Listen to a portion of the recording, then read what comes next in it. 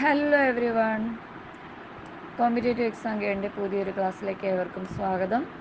നമ്മൾ വേറൊരു ലെവലിൽ കൂടെയാണ് ക്ലാസ് മുന്നോട്ട് ഇനി പോകാൻ പോകുന്നത്, വേറൊരു ലെവലിലും കൂടെ.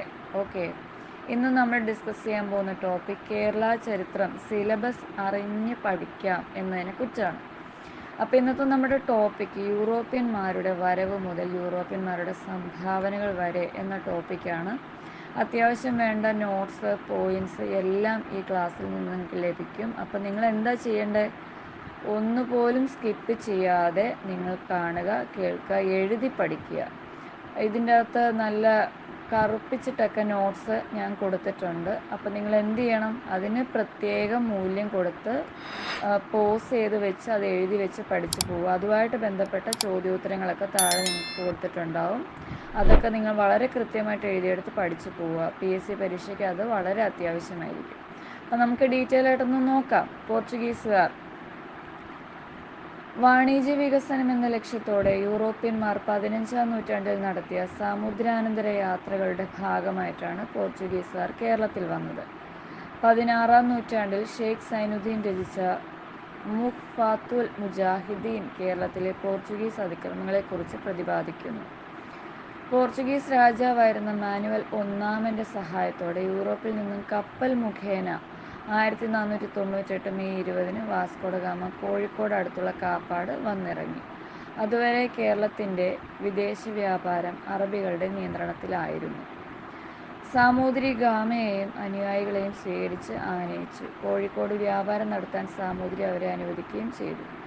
താൻ കൊണ്ടുവന്ന ചരക്കുകൾക്ക് പകരമായി കുരുമുളക്, ഏലം, കറുവപ്പട്ട എന്നിവ നൽകണമെന്ന് ഗാമയുടെ ആവശ്യം സാമൂതിരി തള്ളി. വാസ്കോഡഗാമയാണ് ഇവിടെ ഉദ്ദേശിക്കുന്നത്. പ്രകോപിതനായ വാസ്കോഡഗാമ കോഴിക്കോട് നിന്ന് കണ്ണൂരിലേക്ക് പോയി. അവിടെ വെച്ച് ഗാമയും രാജാവും കൂടിക്കാഴ്ച നടത്തുകയും വ്യാപാര ഉടമ്പടിയിൽ ഒപ്പുവെക്കുകയും ചെയ്തു.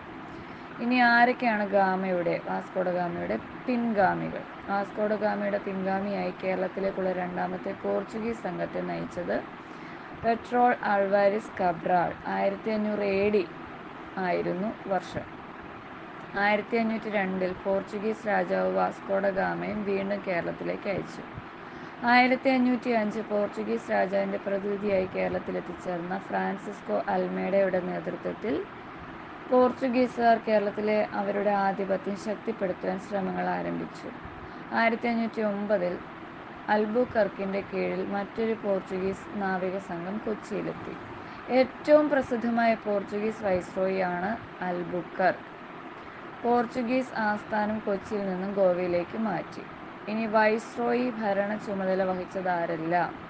ഇവിടെ വളരെ ഇമ്പോർട്ടൻ്റ് ആയിട്ടുള്ളത് അൽമേഡയ്ക്ക് ശേഷം അൽബുക്കർക്കും വാസ്കോഡഗാമയുമാണ്. അതിന് മാത്രം നിങ്ങൾ മുൻതൂക്കം കൊടുക്കുക.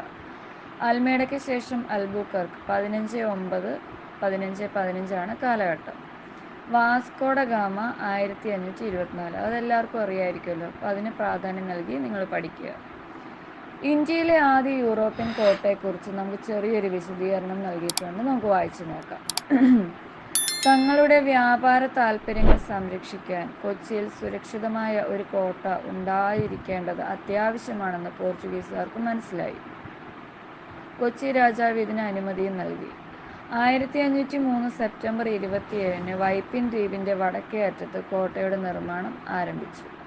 ഡിസംബർ 1 നിർമ്മാണം പൂർത്തിയായി. ഇതാണ് യൂറോപ്യന്മാർ ഭാരതത്തിൽ ആദ്യമായി തീർത്ത കോട്ട, മാനുവൽ കോട്ട. ഇതിന് പോർച്ചുഗൽ രാജാവിൻ്റെ ബഹുമാനാർത്ഥം മാനുവൽ കോട്ട എന്ന് പേരിട്ടു. ബന്ധത്തിൽ നിന്നും മലയാളത്തിന് കിട്ടിയ മികച്ച നേട്ടമാണ് ഹോർത്തൂസ് മലബാറിക്കസ് എന്ന സസ്യശാസ്ത്ര ഗ്രന്ഥം. ഡച്ചിൻ്റെ തലസ്ഥാനമാണ് ആംസ്റ്റർഡാം. മലയാള ലിപി അച്ചടിച്ച ആദ്യത്തെ ഗ്രന്ഥമാണ് ഹോർത്തൂസ് മലബാറിക്കസ്.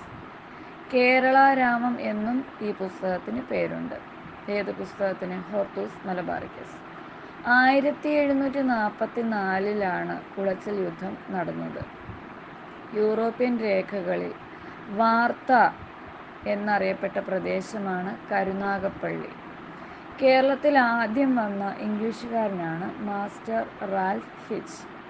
ഓടനാട് എന്നറിയപ്പെട്ടിരുന്ന നാട്ടുരാജ്യമാണ് കായംകുളം. സംസ്കൃതത്തിൽ വല്ലഭക്ഷോണി എന്നറിയപ്പെട്ടിരുന്നത് വള്ളുവനാടാണ്. പഴയകാല കേരളത്തിലെ ഏറ്റവും പ്രധാന തുറമുഖമാണ് മുസിരിസ്. തുഞ്ചത്തെഴുത്തച്ഛൻ ജനിച്ച നാട്ടുരാജ്യമാണ് വെട്ടത്തുനാട്. ഇന്ത്യയിൽ ആദ്യമായി വ്യാപാര ബന്ധം സ്ഥാപിച്ച സ്റ്റാൻഡ് മതവിഭാഗമാണ് ഡച്ചുകാർ. ഇന്ത്യയിൽ ആദ്യമായി അച്ചടിശാല ആരംഭിച്ചത് പോർച്ചുഗീസുകാരാണ്. അപ്പോൾ ഇതിൽ കുറച്ച് ടൈപ്പിംഗ് മിസ്റ്റേക്സ് ഉണ്ടാകും. അതൊക്കെ നിങ്ങൾ ഈ ക്ലാസ് കേട്ടുകൊണ്ടിരിക്കുമ്പോൾ മനസ്സിലാക്കി എഴുതി വെച്ച് പഠിച്ച് പോകണം.